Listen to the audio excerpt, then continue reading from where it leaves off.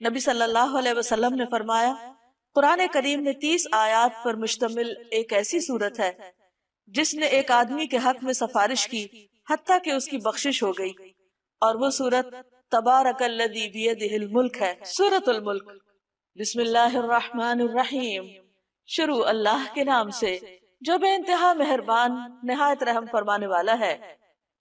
تبارک الذی بیدہ الملک وہو علی کل شیء قدیر، نہایت بزرگ و برتر ہے، بہت بابرکت ہے وہ جس کے ہاتھ میں کائنات کی سلطنت ہے، ہر چیز کا مالک، ہر چیز کا بادشاہ، اور وہ ہر چیز پر قدرت بھی رکھتا ہے، یعنی ایسا بادشاہ نہیں کہ جو بے اختیار ہو، بلکہ وہ ہر ایک چیز کو اپنے کنٹرول میں رکھتا ہے، کوئی چیز اس کے اذن کے بغیر ادھر سے ادھر نہیں ہو سکتی۔ اور اس کے ساتھ ساتھ اتنا اختیار، اتنی پاور، اتنا کنٹرول رکھنے کے ساتھ ساتھ بابرکت بھی ہے، یعنی اس کی ذات سے خیر ہی خیر وابستہ ہے، اس کی رحمتوں، برکتوں، بھلائیوں کی کوئی انتہا ہی نہیں، کیونکہ برکت میں بڑھوتری کا معنی پایا جاتا ہے، یعنی جتنی بھی خیر بھلائی ہے وہ اس کا فیضان جو ہے وہ ہمیشہ ہمیشہ کے لیے جاری ہے۔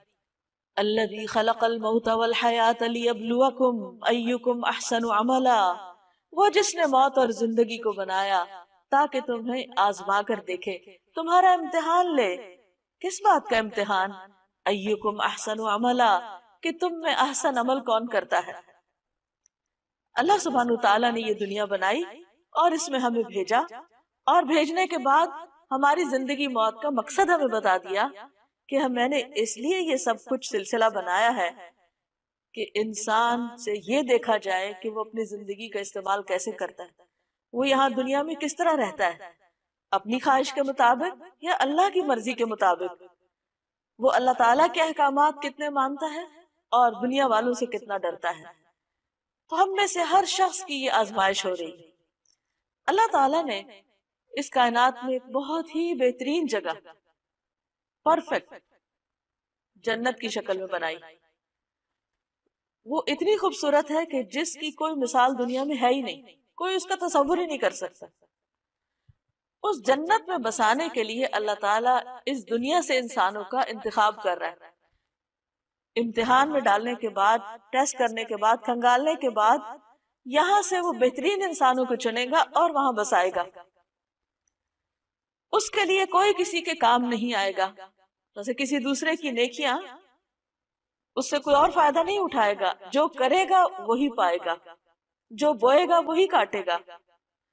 اب یہ ہم پہ ڈیپینڈ کرتا ہے کہ ہم اس جنت میں جانے کے لیے کس قسم کے کام کرتے ہیں، کتنی محنت کرتے ہیں۔ نبی صلی اللہ علیہ وسلم نے ایک جگہ پر فرمایا کہ خبردار، اللہ کا سودا بڑا مہنگا ہے اور اللہ کا سودا جنت ہے، یعنی اگر تم اللہ سے تجارت کرنا چاہتے ہو اور اس کی جنت چاہتے ہو تو پھر اس کے لیے قربانیاں کرنی پڑے گی، وہ مفت میں نہیں ملے گی، اس کے لیے محنت کرنی ہوگی۔ اور وہ محنت کیا ہے؟ احسن عمل، بہترین کام۔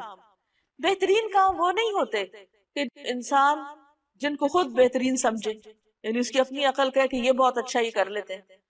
مثلا اگر کسی کا دل کسی خاص کپڑا پہننے کو کر رہا ہے تو وہ کہے کہ یہ سب سے اچھا کام ہے کیونکہ میرا دل یہ چاہ رہا ہے کہ میں یہ پہنوں، تو ضروری نہیں کہ وہ اللہ تعالیٰ کو بھی پسند ہو۔ اسی طرح اگر کسی انسان کو کوئی ایسی چیز کھانے کو دل چاہ رہا ہے اور اس کی بہت زیادہ اس میں خواہش ہے تو ضروری نہیں کہ وہ اللہ سبحانہ تعالیٰ کو پسند بھی ہو سکتا ہے اللہ نے اس کو حرام کر رکھا ہو۔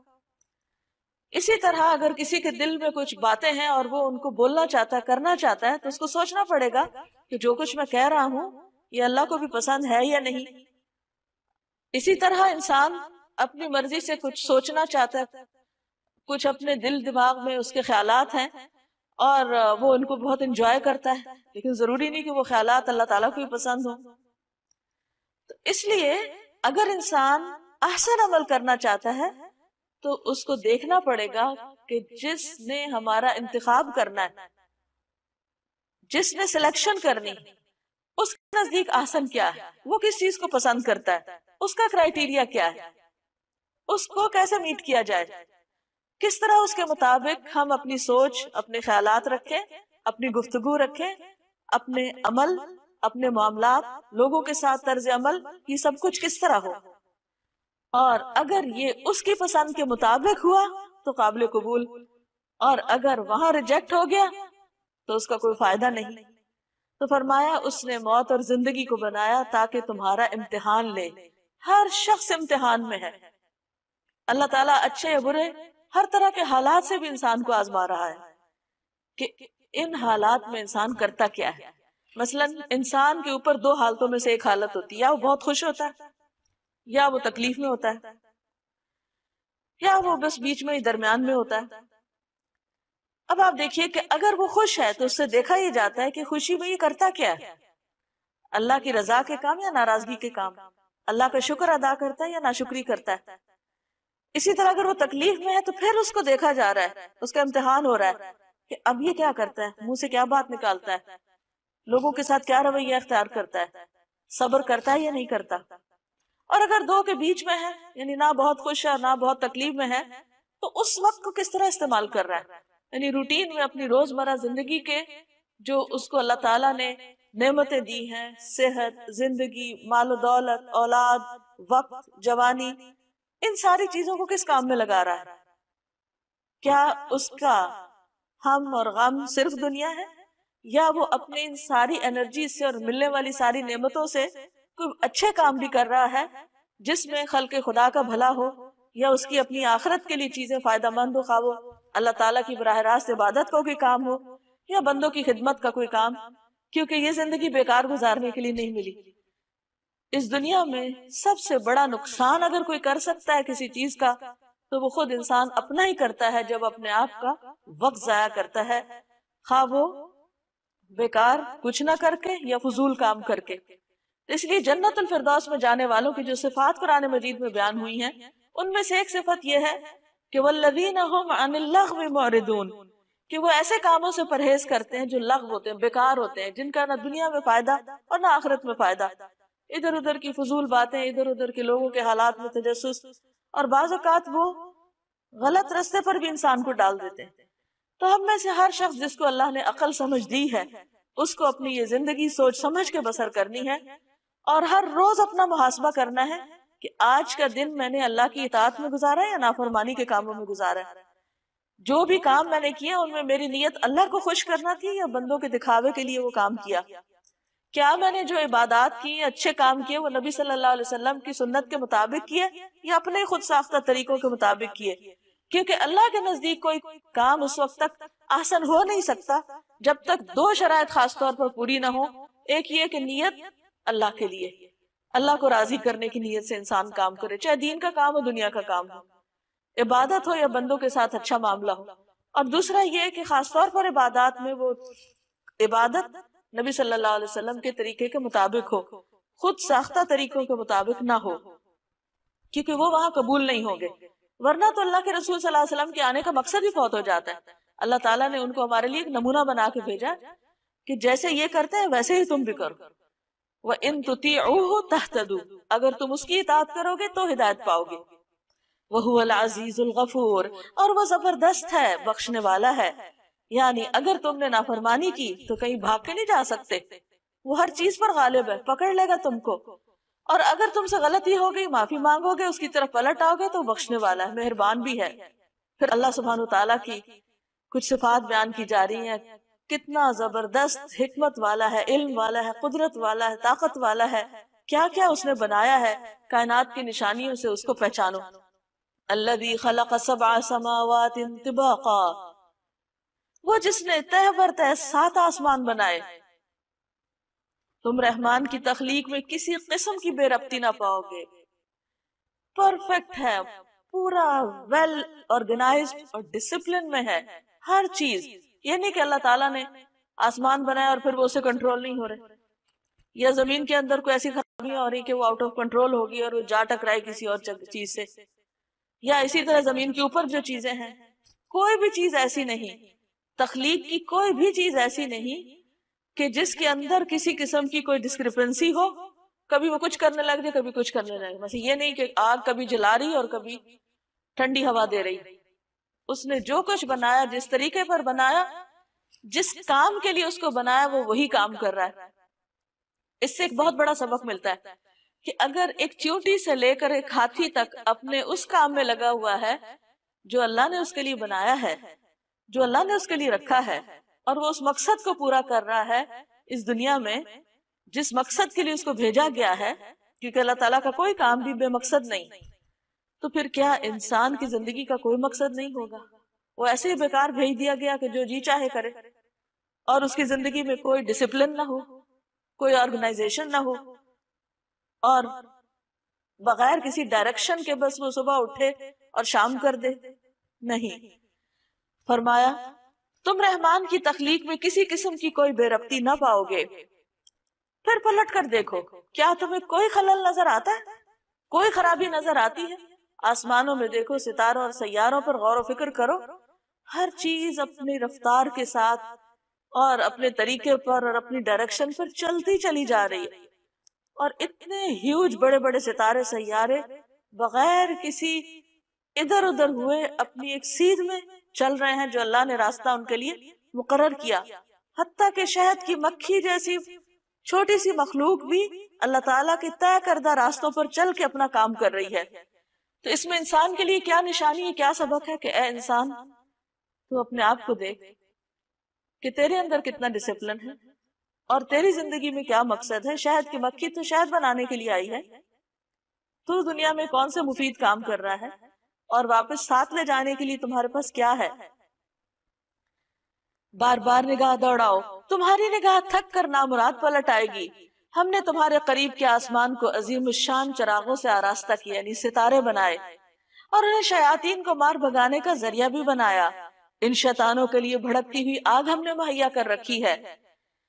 جن لوگوں نے اپنے رب سے کفر کیا ہے، اپنے رب کو نہیں مانتے، ان کے لیے جہنم کا عذاب ہے، اور وہ بہت ہی برا ٹھکانہ ہے۔ جب وہ اس میں پھینکے جائیں گے تو اس کے دھاڑنے کی ہولناک آواز سنیں گے، اور وہ جوش کھا رہی ہوگی، شدت غضب سے پھٹی جا رہی ہوگی۔ ہر بار جب کوئی انبوہ اس میں ڈالا جائے گا، اس کے کارندے ان لوگوں سے پوچھیں گے، کیا تمہارے پاس کوئی خبردار کرنے والا نہیں آیا تھا؟ وہ جواب دیں گے، ہاں، خبردار کرنے والا ہمارے پاس آیا تھا، مگر ہم نے اسے جھٹلا دیا اور کہا اللہ نے کچھ بھی نازل نہیں کیا، یہ تم لوگ خود ہی اپنے پاس سے باتیں بنا رہے ہو۔ ان انتم الا فی ضلال کبیر، تم بڑی گمراہی میں پڑے ہوئے ہو، یعنی ہدایت کے رستے کی طرف بلانے والے پیغمبر ہوں یا ان کے بعد دوسرے لوگ ہوں، انہوں نے انہی کو غلط ثابت کر دیا اپنے تئیں۔ وقالوا لو كنا نسمع او نعقل ما كنا في اصحاب السعیر، اور وہ کہیں گے کاش ہم سنتے یا سمجھتے تو آج اس بھڑکتی ہوئی آگ کے سزاواروں میں شامل نہ ہوتے۔ یعنی اس دن ان کو جو ریگریٹس ہوں گے، جو ندامت اور حسرت ہوگی، وہ کس بات پر؟ کاش ہم حق کی بات سن تو لیتے، ہم نے تو سننے سے انکار کر دیا۔ تو جو شخص آج نہیں سنتا خیر کی، حق کی بات، وہ کل قیامت کے دن سخت پچھتائے گا۔ اور پھر یہ کہ صرف ایسا نہیں سننا کہ بغیر سمجھے اس کو سن لیا جائے، ساتھ ہی کہا او ناقلو، یعنی عقل کا استعمال ضروری ہے، آنکھیں بند کر کے انسان کسی کے پیچھے نہ چلے۔ اس طرح وہ اپنے قصور کا خود اعتراف کر لیں گے۔ لعنت ہے ان دوزخیوں پر۔ ان الذین یخشون ربهم بالغیب لهم مغفرۃ واجر کبیر، جو لوگ بن دیکھے اپنے رب سے ڈرتے ہیں، یقیناً ان کے لیے مغفرت ہے اور بڑا اجر ہے۔ تم خواہ چپکے سے بات کرو یا اونچی آواز سے، اللہ کے لیے یکساں ہے، وہ تو دلوں کا حال تک جانتا ہے۔ کیا وہی نہ جانے گا جس نے پیدا کیا؟ حالانکہ وہ باریک بین اور باخبر ہے۔ وہی تو ہے جس نے تمہارے لیے زمین کو تابع کیا، چلو اس کے سینے پر اور کھاؤ خدا کا رزق، یعنی اللہ کا رزق کھاؤ، اسی کے حضور تمہیں دوبارہ زندہ ہو کر جانا ہے۔ یعنی اللہ کی نعمتیں استعمال کرو لیکن اللہ کو نہ بھولو۔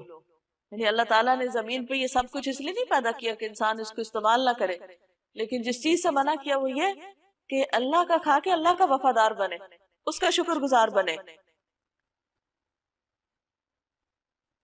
اسی کے حضور تمہیں دوبارہ زندہ ہو کر جانا ہے۔ کیا تم اس سے بے خوف ہو کہ وہ جو آسمان میں ہے تمہیں زمین میں دھسا دے؟ یعنی کیسے غافل ہو کے سوتے ہو تم، کیسے اس کو بھول کر دنیا میں چل پھر رہے ہو؟ تمہیں ڈر نہیں لگتا کہ اللہ تعالیٰ جہاں تم کھڑے ہو اسی زمین کے حصے کو پھاڑ کے تمہیں اس کے اندر ڈال دے اور زمین تمہیں لے کے اندر کی طرف لڑک جائے، اور کئی دفعہ ایسے ہوتا بھی ہے، لینڈ سلائیڈنگ وغیرہ، اور یکایک یہ زمین جھکولے کھانے لگے، یعنی اللہ کی زمین پر تم نافرمانی کے ساتھ کیوں چل پھر رہے ہو؟ کیا تم اس سے بے خوف ہو کہ وہ جو آسمان میں ہے تم پر پتھراؤ کرنے والی ہوا بھیج دے؟ پھر تمہیں معلوم ہو جائے گا کہ میری تنبیہ کیسی ہوتی ہے۔ ان سے پہلے گزرے ہوئے لوگ جھٹلا چکے ہیں، پھر دیکھ لو کہ میری گرفت کیسی سخت تھی۔ کیا یہ لوگ اپنے اوپر اڑنے والے پرندوں کو پر پھیلائے اور سکیڑتے نہیں دیکھتے؟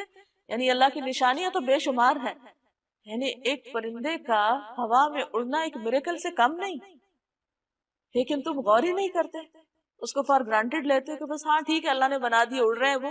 اس میں بہت بڑا سبق ہے تمہارے لیے، انہیں غور سے دیکھو، شعوری طور پر دیکھو۔ رحمان کے سوا کوئی نہیں جو انہیں تھامے ہوئے ہو، یعنی جو ایک پرندہ بھی اڑ رہا ہے تو اللہ کی حفاظت میں اڑ رہا ہے۔ اللہ نے اس کو ایسا جسم دیا، ایسی ہڈیاں دی کھوکھلی، ایسے پر دیے، اس شیپ کا بنایا کہ وہ اڑ سکے۔ اللہ تعالیٰ نے ہی اس کو یہ طریقہ بھی سکھایا اور پھر اس کو اپنی حفاظت بھی دی، پناہ بھی دی۔ وہی ہر چیز کا نگہبان ہے، یعنی جو پرندوں کی حفاظت کر رہا ہے وہی باقی ہر چیز کی حفاظت کرتا ہے۔ بتاؤ آخر وہ کون سا لشکر تمہارے پاس ہے جو رحمان کے مقابلے میں تمہاری مدد کر سکتا ہو؟ حقیقت یہ ہے کہ یہ منکرین دھوکے میں پڑے ہوئے ہیں۔ یا پھر بتاؤ کون ہے جو تمہیں رزق دے سکتا ہے؟ اگر رحمان اپنا رزق روک لے تو پھر اس کا رزق پا کر اس کا شکر کیوں نہیں ادا کرتے؟ دراصل یہ لوگ سرکشی اور حق سے گریز پر اڑے ہوئے ہیں۔ بھلا سوچو جو شخص منہ اندھائے چل رہا ہو، یعنی بغیر سوچے سمجھے بس ایک روٹین کی لائف گزار رہا ہو، وہ زیادہ صحیح راہ پانے والا ہے، یا وہ جو سر اٹھائے سیدھا ایک ہموار سڑک پر چل رہا ہو، یعنی اپنا راستہ خود اپنی آنکھوں سے دیکھ کر اسٹریٹ پاتھ پر ہو؟ ان سے کہو اللہ ہی ہے جس نے تمہیں پیدا کیا، تم کو سننے اور دیکھنے کی طاقتیں دی، سوچنے سمجھنے والے دل دیے، مگر تم کم ہی شکر ادا کرتے ہو۔ یعنی اللہ نے تمہیں جانوروں کی طرح پیدا نہیں کیا، عقل سمجھ دے کے کیا، لیکن تم کیا صرف جانوروں کی سطح پر زندگی بسر کرو گے کہ جس طرح وہ صرف اپنی خواہشات کی بنا پہ جیتے، کھاتے ہیں، پیتے ہیں، چلتے پھرتے ہیں اور بچے پیدا کرتے اور بات ختم؟ تم بھی ایسی زندگی بسر کرو گے؟ نہیں، اللہ نے تمہیں اپنی عبادت کے لیے پیدا کیا۔ وہ تو اپنی ان بیسک نیڈز کے ساتھ ساتھ اللہ کا ذکر بھی کرتے رہتے ہیں، تو انسان کیا تو اسی غفلت میں پڑا رہے گا؟ ان سے کہو اللہ ہی ہے جس نے تمہیں زمین میں پھیلایا ہے اور اسی کی طرف سمیٹے جاؤ گے۔ یہ کہتے ہیں اگر تم سچے ہو تو بتاؤ یہ وعدہ کب پورا ہوگا، یعنی قیامت کا یا پھر عذاب کا؟ کہو اس کا علم تو اللہ کے پاس ہے، میں تو بس صاف صاف خبردار کر دینے والا ہوں۔ پھر جب یہ اس چیز کو قریب دیکھ لیں گے تو ان سب لوگوں کے چہرے بگڑ جائیں گے جنہوں نے انکار کیا، یعنی آخرت کا عذاب دیکھتے ہی ان کی حالت خراب ہو جائے گی، اور اس وقت ان سے کہا جائے گا یہی ہے وہ چیز جس کے لیے تم تقاضا کر رہے تھے۔ ان سے کہو کبھی تم نے یہ بھی سوچا کہ اللہ خواہ مجھے اور میرے ساتھیوں کو ہلاک کر دے یا ہم پر رحم کرے، کافروں کو دردناک عذاب سے کون بچا لے گا؟ ان سے کہو وہ بڑا رحیم ہے، اسی پر ہم ایمان لائے، اسی پر ہمارا بھروسہ ہے، ان قریب تمہیں معلوم ہو جائے گا کہ سری گمراہی میں پڑا ہوا کون ہے۔ ان سے کہو کبھی تم نے یہ بھی سوچا کہ اگر تمہارے کنووں کا پانی زمین میں اتر جائے تو کون ہے جو اس پانی کی بہتی ہوئی سوتیں تمہیں نکال کر لا دے گا؟ یعنی اس زمین پر جو کچھ ہے اللہ کا ہے، اگر تم اس سے فائدہ اٹھا رہے ہو تو اللہ کے اذن سے فائدہ اٹھا رہے ہو، اور اگر وہ اپنی نعمتیں واپس لے لے تو تمہارے پاس کوئی زور نہیں کہ تم ان نعمتوں کو اپنی طاقت سے لے آؤ۔